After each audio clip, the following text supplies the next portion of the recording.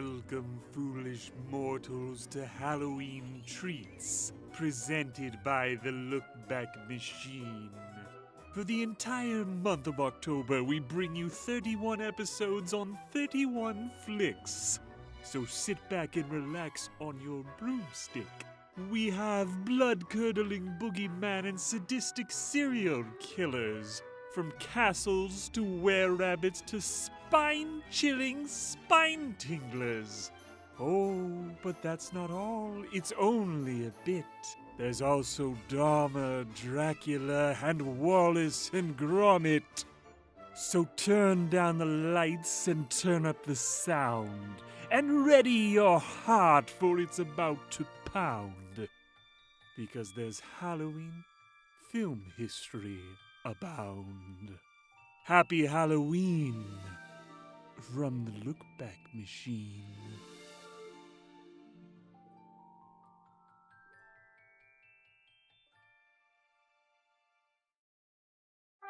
And now for 4 fast facts from Ada Ruiz and Greg Gonzalez of the LA Meekly podcast. Oh man, this is good. I insisted on a list instead of 4 fast facts about Ed Gein, so let's do it. In lieu of 4 fast facts, here's a list of things from the Gein corpse catalog.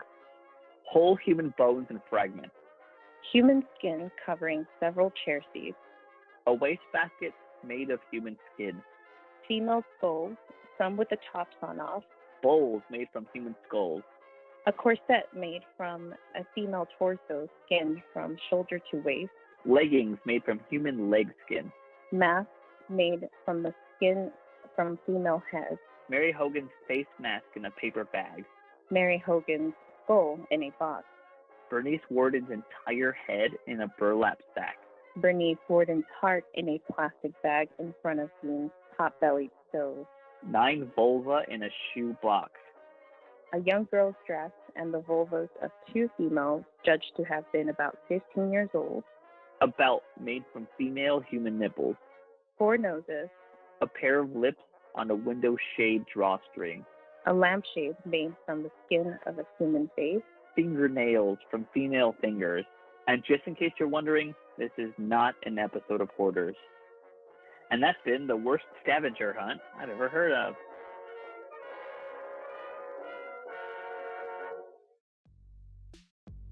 For our next series of episodes, we will be focusing on films about serial killers, real and imagined. Like true crime has the ability to capture the public's consciousness like no other event, especially that of a killer who kills more than once. A film based on the real Ed Gein was made in 2000, titled Gein. Its star, Steve Railsback, plays the role with a quiet Midwestern creepiness mixed with empathy. The film's standout scene is Ed Gein's moonlit dance in a skin suit. It's simply shot, but the action in front of the camera doesn't need any glitz. Its stark reality is horrifying enough.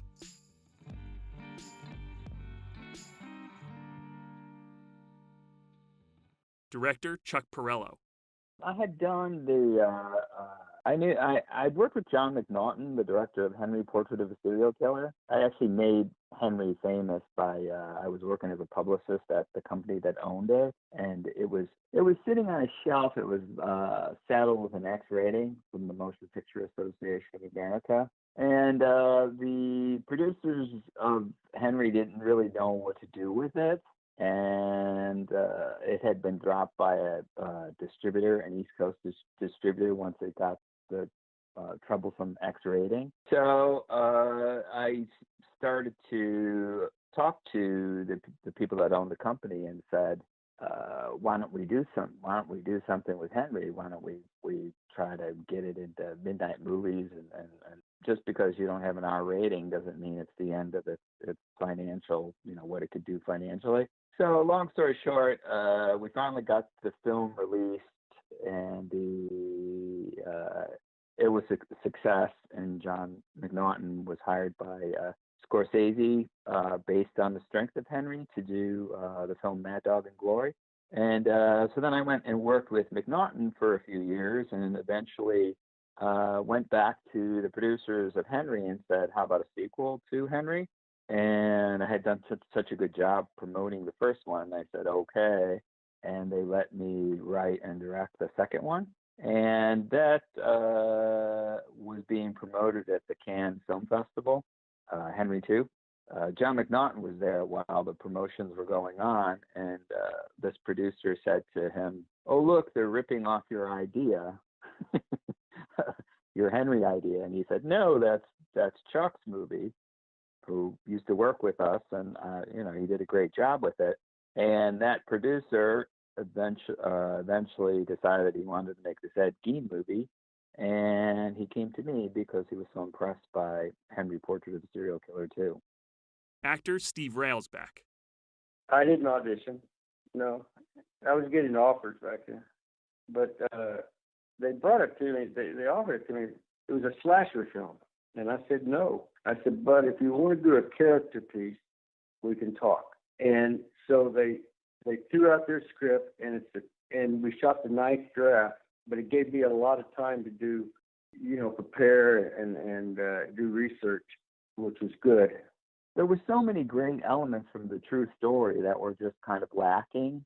And I thought, that's what people, you're seeing a true story. That's people like the details from the true story. So I ended up just going in there and developing the characters and putting some of those eerie details from what really happened in. And I think that was the right thing to do. Although there were films that were made later, was Ed Gein, The Butcher of Plainfield, I believe it was, and they swung back to it's more commercial if it's just gore and gristle and the victims are beautiful young girls instead of the actual middle-aged women, which I thought made it eerier, but who's to say? I mean, there's probably room in the marketplace for 10 Ed Gein movies. People just love this stuff, and I'm very proud of that character, of what I was able to do. And it's all the research, because I love research. I love preparation, with any character. I have these books, DSM-3 and DSM-4, which are at UCLA teacher psychiatry students. And so I read everything, but I really focused on his schizophrenia, the kind that he had. They didn't have a diagnosis for it back then. So like the sly smile. They always referred to it as a sly smile, and that really bothered me. Was he hiding something?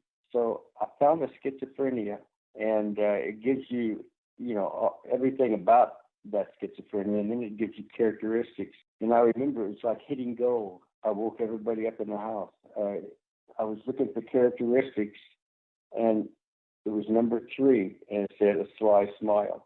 So I knew he wasn't hiding anything. He just didn't even know he was doing it. The scene when I come out and in the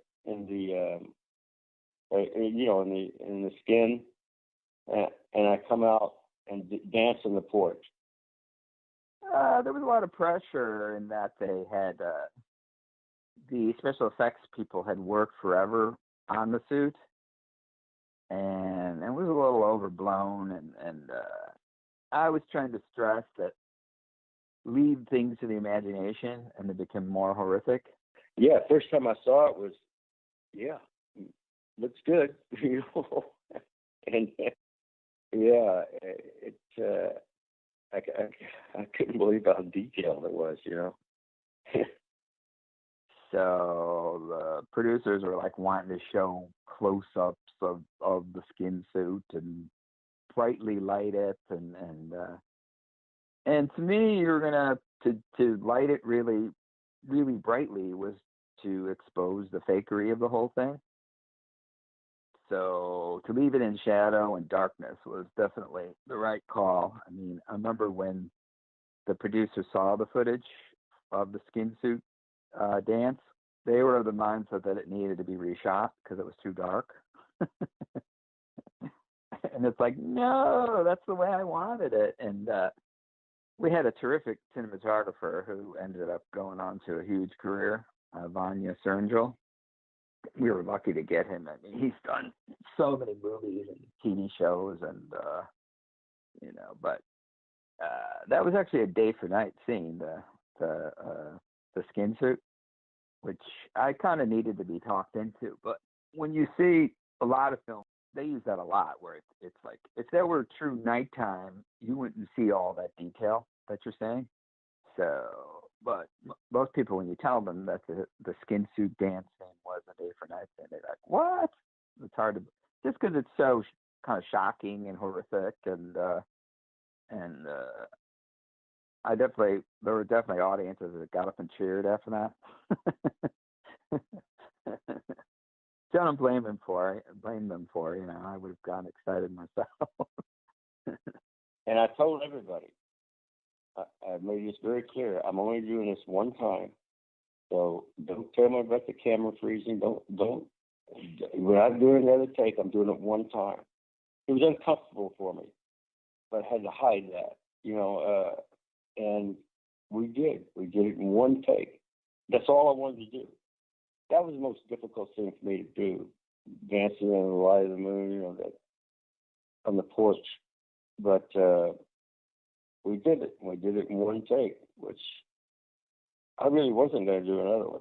That would be the hardest thing I had to do, just because I was really uncomfortable. We did it. So it was just the idea of it that made me uncomfortable. The whole, it didn't make me understand it more or whatever. I was still Ed, but I'm usually not uncomfortable with things, but that one I remember very well, because it was so important to me that they understood I wasn't going to do it a second time. I walked right back in place and just took it off. That was it. And I had people helping me. I just wanted out of it.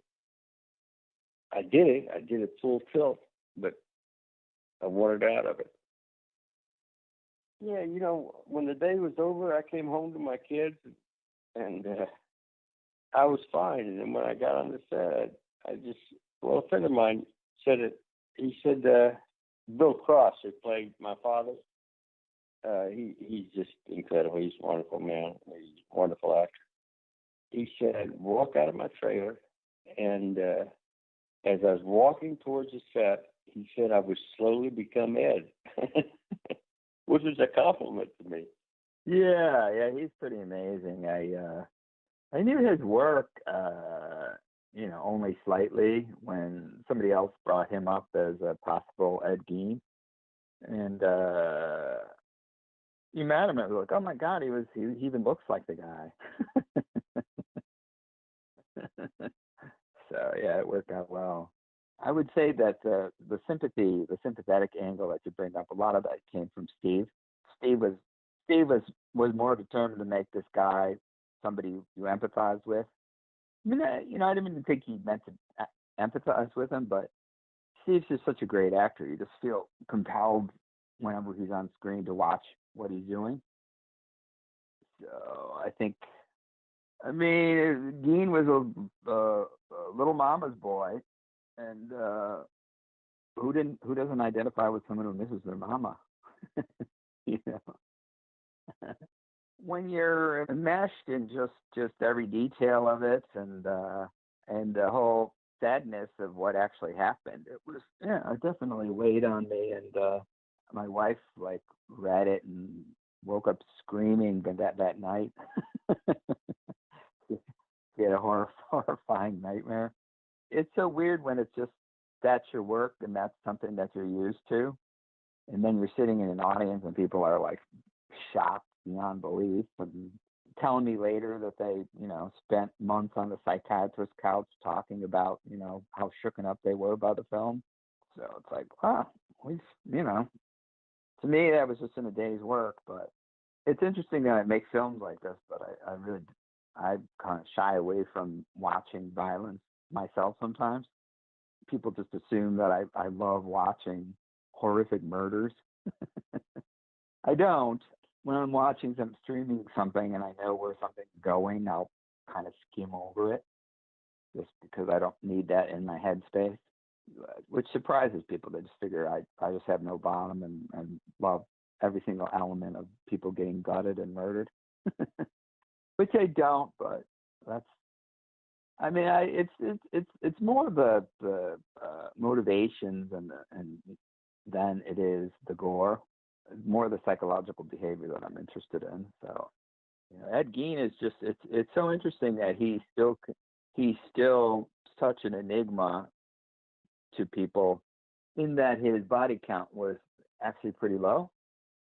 So the legend of Ed Gein is something that's so oversized that I think people don't really realize that he was just this little tiny weird guy that only really killed a few people, and his main thing was his grave robbing.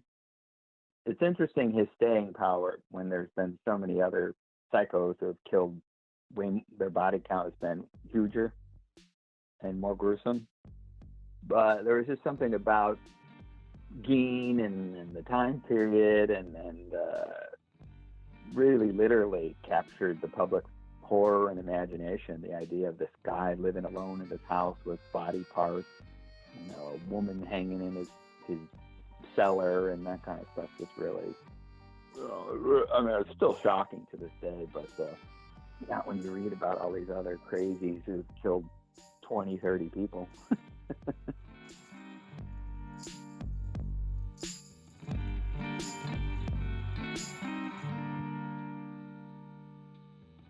Thanks for listening to Halloween Treats, presented by the Lookback Machine. Stay tuned for the entire month of October for an episode every single day till November.